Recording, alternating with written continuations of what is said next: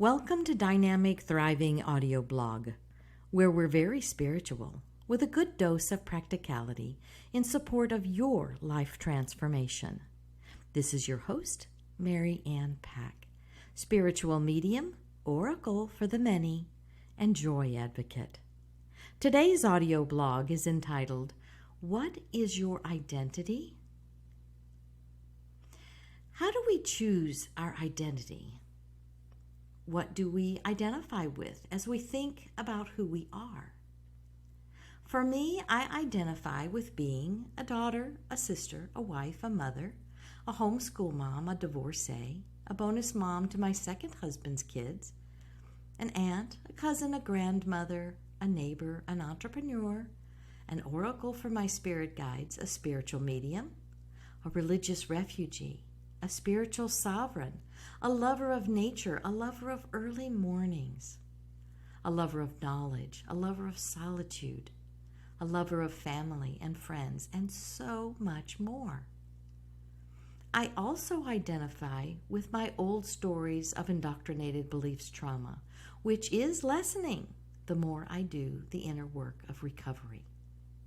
I identify as being overweight most of my life. I identify with fear and shame and guilt.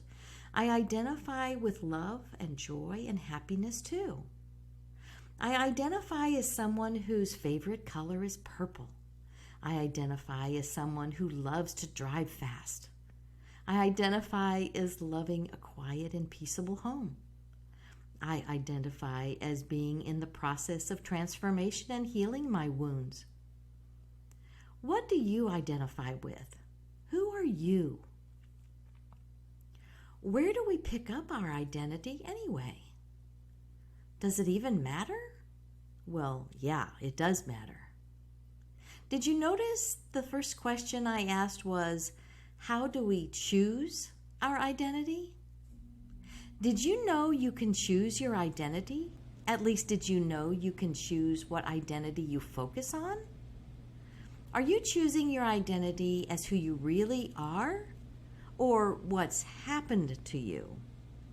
For instance, I used to identify as a really sickly, miserable, unhappy, depressed person. I used to identify strongly with self-hatred, self-criticism, and self-judgment. I used to identify with the pain and trauma of teachings from the church that made me shameful, sinful, guilty, and unworthy. I used to identify as a woman who, in the church teachings, that meant I was tied to original sin, to be submissive, subjugated, and silent. That my wants, needs, and desires were not important, that my voice didn't matter, that I was undeserving of love unless I obeyed a very strict set of rules and dogma that didn't make for a very happy or fulfilling life experience. Those were some of the things I identified with. I claimed them. They were my identity. When I began questioning the church and its teachings, I realized just how wrong they were about who I really was. I had taken on the identity that they decided for me. As I began shifting my perspective, I wanted a joy-filled life, but the church teachings only led me to shame, guilt, and fear. I knew that those indoctrinated beliefs no longer felt like who I was becoming. I knew I wanted my spiritual journey to feel wonderful. I knew I should feel way better than I had felt all those years trapped in a church that kept me small and in fear of eternal damnation, as I couldn't possibly keep all the rules. I was shifting my beliefs about God, whom I now lovingly refer to as Source or Source Energy. I began loving Source in a new way. She, he, they were way bigger and more loving than I was raised to believe. There was also no vengefulness, hatefulness, or conditional love in Source. God, Source, was unconditionally loving, which means that no condition in me has to change for God to love me. God loves me for who I am, and who I am is an extension of Source. When I stopped and considered what that meant, I realized that since I am God in the flesh, God must love herself, himself, themselves unconditionally. God, Source, couldn't look at me as an extension of who they are and be repulsed or deny their love. They would be denying themselves, and that simply can't happen. So that new revelation really lifted my spirit and made my heart sing. I realized that my soul, spirit, my inner source was everything that God or Source is. I began choosing to identify with the fact that I am God in the flesh, that I am unconditional love in the flesh, that I am joy, peace, all knowledge, freedom, well-being, abundance, and appreciation in the flesh, because I am one with God. I am not separate from who God is. I am one with Source. It's who I am. That's my identity. I am God in the flesh, and so are you.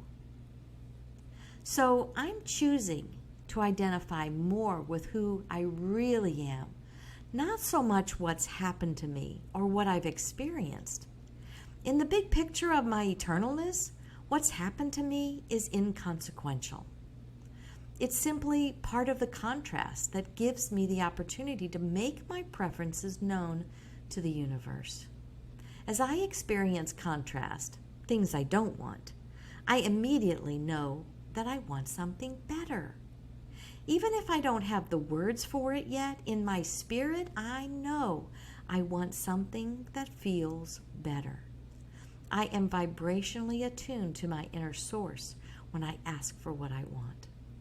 Now, it depends on me as to where I focused next. Because I could simply keep pondering on the contrast or the problem that caused me to ask for something better and identify with that problem. Or, once I've clarified what I really want, I could move straight away into focusing on the improvement. I desire and identify with the better feeling solution. This is where we begin choosing our identity.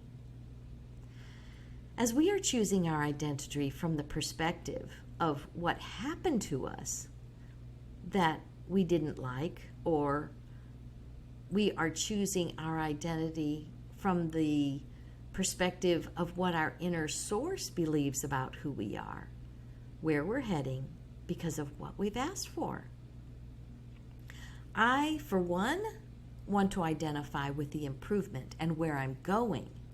I want to focus on who I really am as an eternal being of light and love and pure goodness.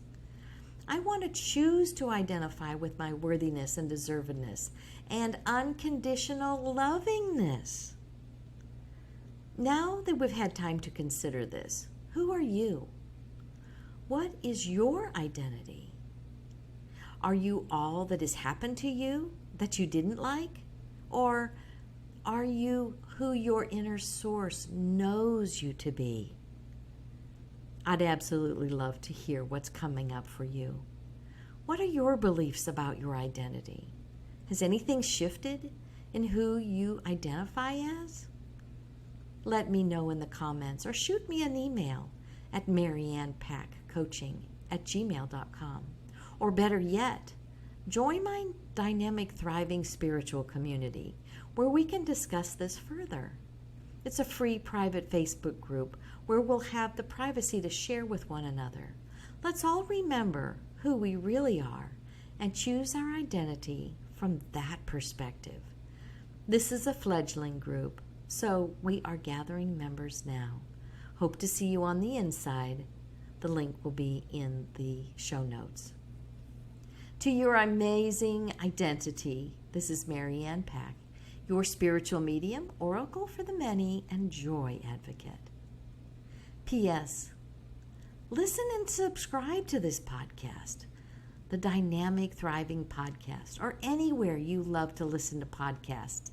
Simply search for the Dynamic Thriving Podcast, where I also interview coaches in business, life, wellness, and finance, energy specialists, oracle, shamans, and light workers. Each episode contains nuggets of gold for your transformational journey.